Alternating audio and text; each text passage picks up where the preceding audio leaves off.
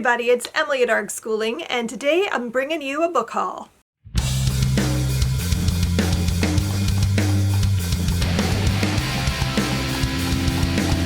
This is mostly going to be September, but I do have some August books in here that just didn't make it in my last book haul, whatever. I've got books. I had a stack and I was like, I think it's time to haul because it's getting a little tall now, so I didn't count. But I'm gonna guess I have about 20 books here. So first up, I have Color Me In, a novel by Natasha Diaz. I believe this was a pre-order, and now that I have it, and I haven't looked at it in a while, I cannot recall what this is. I think this is one of the books that my daughter recommended, and this has to do with a girl who's living in New York City. And I think this is YA because it says the protagonist is a 16-year-old and she's biracial. She has a black mother and a Jewish father. And so that, I think right there, that is what struck my curiosity. So I don't know too much else about this besides that it's a contemporary young adult and it has to do with a biracial teenage girl. So yeah. I don't know if it's any good yet. I really haven't heard anyone talking about it, so maybe I'll get around to reading it soon-ish, and I'll let you guys know what I think. Actually, the next several are all pre-orders. This is also a pre-order for September, and that is Gideon the Ninth by Tamsin Muir. And actually, this is my daughter's. I'm hauling it because it's in my pile, but I bought it for her. I do want to read it at some point because I am very intrigued. The tagline just says, lesbian necromancers explore a haunted Gothic palace in space. How could I not be at least a little bit curious to jump into that? So, and it's also got sprayed edges, which I know Sarah was very excited about. And so, I mean, it's a fantasy, and ooh, look at the naked hardcover. It has a skull on it. I don't know if you guys know this about me, but I do have a thing for skulls. I don't know if you ever pay attention when I'm vlogging or anything. Look in the background of my house. You'll see skulls everywhere. So anyway, I don't know if I'm going to get to this anytime soon, but I know Sarah's dying, so you'll probably, if you follow Sarah on her channel, she's going to be getting her hands on this soon, and then she'll probably read it and talk about it there. Next, I have another pre-order. Actually came out on the same day as Gideon the Ninth, and that is The 10,000 Doors of January by Alex E. Harrow. I've been hearing things about this for a while, and I've been very curious. I know that it's portal fiction, and I believe it's also historical fiction and takes place in maybe, I want to say some like Victorian time, possibly. But I think it sounds great. The cover is just so pretty. Like, it's beautiful. Even the spine just looks so nice. So it's like half I'm curious about the content and half I love the book cover.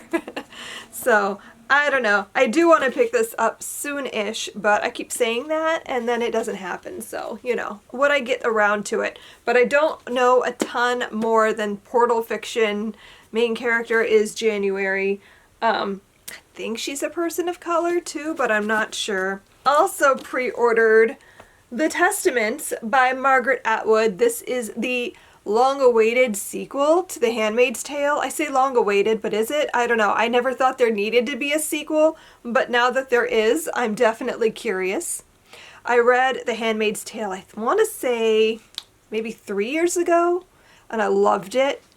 I have never seen the show, but I've been curious about where the sequel would go, so I have it. I don't know when I'm going to get around to it. It's a big book. Like, this is, I don't even know, how many pages is this? Well, it's not as long as I thought it was. It's thick paper.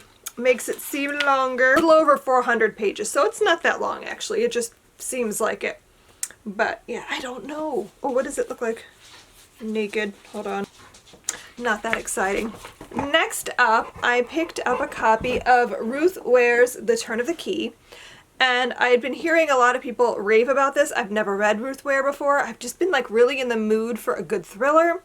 But I recently heard someone say that this is based on Turn of the Screw and I've never read that, so I downloaded it on my Kindle, and I really want to read that first before I jump into this because I've never read it. And Sarah is taking a Gothic Lit class, and they had to read it, so I feel like I have to read that first. I don't really know too much more about this, besides it's very shiny. I like that. But this is something to do with a nanny, I believe, who she starts working, is it a smart house? I don't know. Something to do with a nanny. Weird things happen. Another pre-order, this one from the end of August, is Philippa Gregory's Tidelands. I've been very excited about this. You guys know I love Philippa Gregory. Her books are just great. And this is a new series she's starting, and I really don't know a lot about it, besides it's in the 1600s, and it does not have to do with royals. So that's intriguing. So yeah, I don't know. I'm very excited to get to this sometime. I'm still a little behind on my Philippa Gregory books. I have like, I think either 2 or 3 in the Tudor series left, and I still have not picked up her other series and standalones, which I have several of, and so I'm working my way through. But I am very intrigued to pick this up because I just really want to know where she's going with this one. I think this is I think this is the last pre-order. This is the final volume of The Walking Dead. My husband got me a copy of the very last issue because when I originally pre-ordered this, it wasn't included in it, and I was very, very bummed about that. So he did get me the final issue, so I have that. However, they delayed this going out to add the final issue, so now I have it. And this is volume 32, Rest in Peace. And I want to say I've read up to 28, so I've got a few more volumes to go before I finish the series, but I will get there probably really soon because I'm feeling like the need to finish. Another book I picked up is The Marrow Thieves by Sherry Dimeline, and this is sort of a dystopian-ish story. I'm actually reading this right now with my twins. And this is Native American, like indigenous peoples in Canada, I believe. And they're on the run from this, I don't know if it's the government yet, we're not far enough in, but they're on the run because there's been this apocalyptic event and people are dying, and apparently the marrow in these indigenous people's bones is the cure to save everyone. So they're on the run and trying to save themselves from being brought in to have their marrow extracted.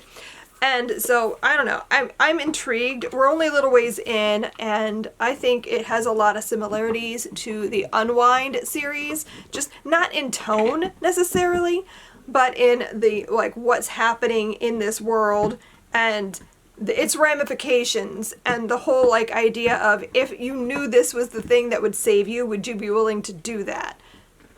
And like that sort of idea, and I don't know, I find there's a lot of meat for discussion in it. I picked up Little Black Book, a toolkit for working women by Otega Uagba.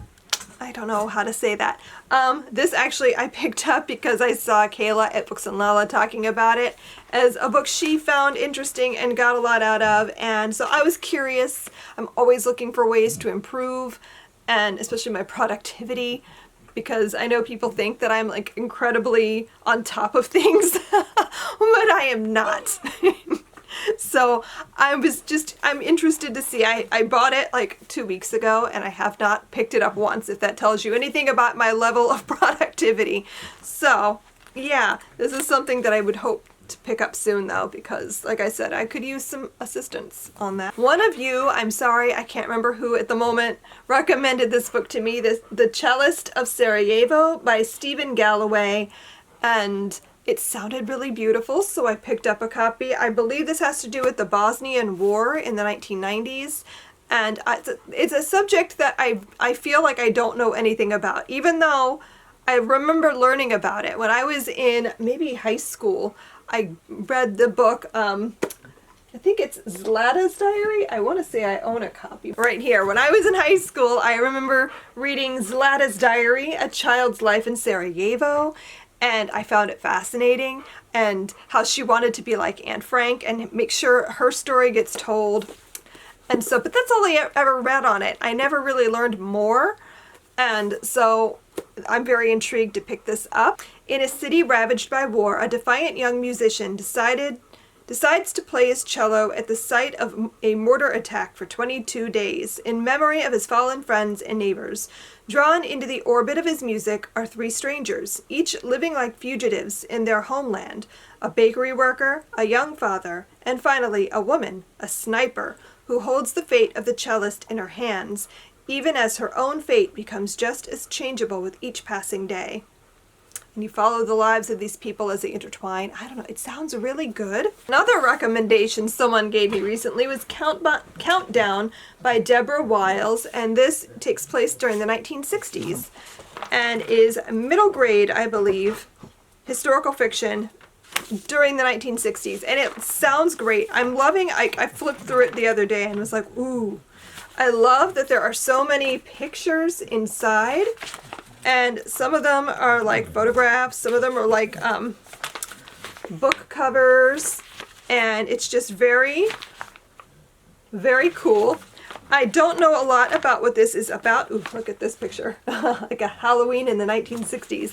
So I just think it's more of like a day in the life kind of a story, I believe, about kids living in the 1960s and experiencing history unfolding around them. I also grabbed a copy of The Ugly One by Leanne Statland Ellis, and I was intrigued by this. I don't even know how I happened upon it, honestly. I think I was looking up other things and it came up as recommended. This, I believe, is to do with something in the Incan Empire, which I'm always excited whenever I can find books that take place like during the Aztec, Incan, Mayan periods, because there's just not a lot out there on that.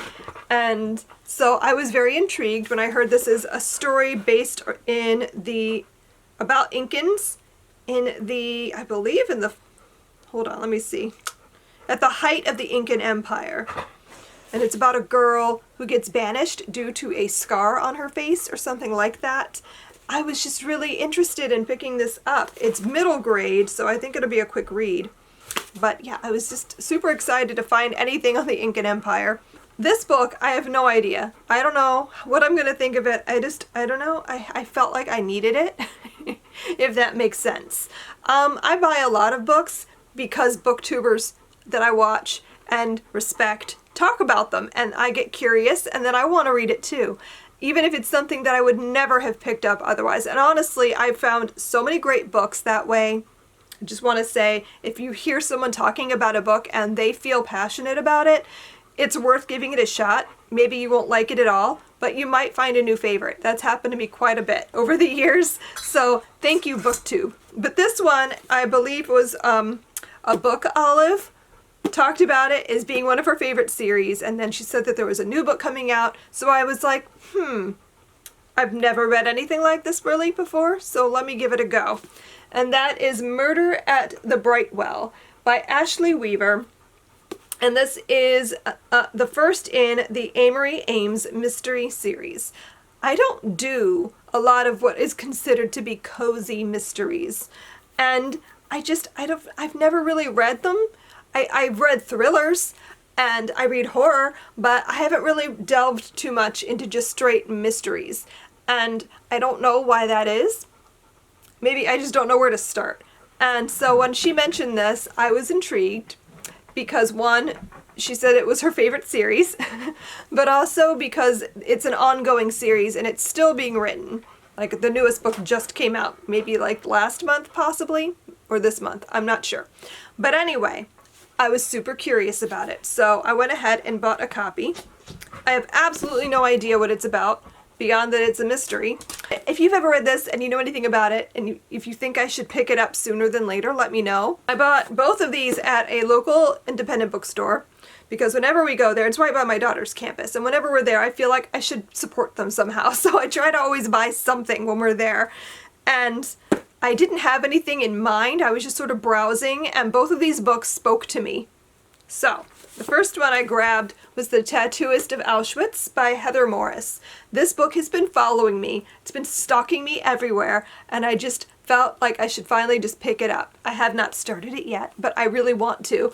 This is exactly what it sounds like. It takes place during the Holocaust. It has to do with Leil Sokolov, a Slovakian Jew who is taken to Auschwitz-Birkenau, and he is forced to be the person that puts the tattoos on all of the inmates coming in. And he makes a lot of sacrifices to try to save people whenever he can. And it sounds like a really beautiful story. I'm sure it's going to make me cry. The other book I grabbed was The Badass Librarians of Timbuktu and Their Race to Save the World's Most Precious Manuscripts by Joshua Hammer. Literally, this was a title by, rather. How can I not want to know more about this? This is, I believe, nonfiction, and it's a true story about a group of librarians who made it their mission to save precious manuscripts and books from being destroyed. I love anything to do with libraries. I only have 3 books left to show you. The first one I actually got yesterday, and that is The Babysitters Coven by Kate Williams, and this was a pre-order, and it was a last-minute pre-order because I've been going back and forth over it for ages. Part of me is super curious, and part of me is sure that I'm not going to like it. But the curiosity won out and I grabbed a copy. This is young adult, and I've heard it said that it's basically a mashup of the Babysitters Club and Buffy the Vampire Slayer. Now, I read the Babysitters Club books back in the day because they were the popular thing to read. Like, all of my friends read them. They were not my favorite thing. I was way more into Christopher Pike and reading Stephen King and horror and that sort of thing, but I did do my fair share of the typical teen girl genre. Back then, there wasn't a lot. We didn't have young adult like we do now. But I'm a huge Buffy fan. I love anything to do with, like, slaying demons and vampires and that sort of thing. And so this sounds like it could either be one of my favorite things or just crap. So I have no idea which way it's going to go, but I'm willing to try. This next book I've already read, and it was one of my favorite books of the entire year, and it's Lovely War by Julie Berry. I've raved about it enough. I think I've talked about this book maybe in 2 other videos, but oh my god, it's so good. It's so good. I picked this up because I really love Hadestown. It's my current obsession. Like, I've been singing it all day, and my daughter's like, would you please not? Could you stop? I can't. I've wanted to read something similar to that, along that line. I wanted some Greek mythology, and Sarah said she'd heard of this and that it might be the thing for me, and I picked it up, and I'm obsessed. This book is so good. This takes place during World War I, and you're following the perspectives. Actually, you're following the stories of 4 different characters and how their lives intertwine during that war. But the thing that makes this book amazing is that it's narrated by the Greek gods, who are, like, putting Aphrodite on trial, basically, and trying to get her to slip up and prove that she doesn't really love her husband. And so you're following this trial that they're putting her through, and she's asking different gods to come in and tell their side of the story. So you're hearing from Aphrodite, from Apollo, from Ares. You're hearing from Hades. It's just, I loved this so much. I want more. I need more like this. If you know of any other books like this, please tell me, because I want to read everything. I love when a story does narration from a non-standard viewpoint. Like, that's one of the reasons why I love The Book Thief so much, because I love getting to hear Death's perspective. So I loved having it narrated by the different Greek gods and hearing what they thought of what was happening during the war and the love story between these characters, and it was just so good. It's so good. I loved it. And the last book I'm going to show you is one that my husband pre-ordered for me, because he's more on top of these things than I am sometimes, and that is the newest Stephen King novel, The Institute. I am so behind on keeping up with Stephen King. Like, I'm years behind on keeping up with his work. but that doesn't mean I won't eventually get around to it. I don't even know what this is about, to be completely honest. With a child getting sent to this special, like, hospital or school.